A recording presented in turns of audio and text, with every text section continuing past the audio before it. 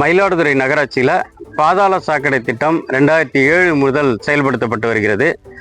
குறிப்பாக துவக்கப்பட்டதிலிருந்து ஒரு 10 ஆண்டுகள் நல்ல முறையில் இயங்கியது. அதன் பிறகு பல்வேறு பிரச்சனைகள் ஏற்பட்டு ஆங்காங்கே வழிந்தோடுகின்ற சூழல் ஏற்படுகிறது.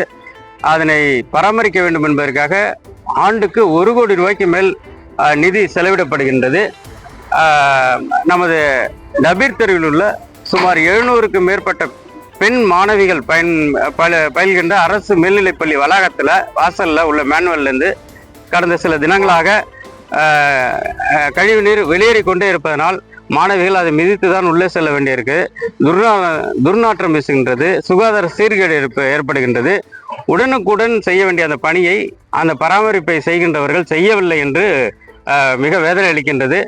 குறிப்பாக அரசு அலுவலகங்கள், பள்ளிக்கூடங்கள், மருத்துவமனைகள் பகுதிகளில் இப்படிப்பட்ட வழிந்தோடைய உடனேயே அந்த வேலையை செய்ய வேண்டும். அதனை செய்ய வேண்டும் என்று பொதுமக்கள் சார்பில் கோரிக்கை விடுக்கின்றோம்.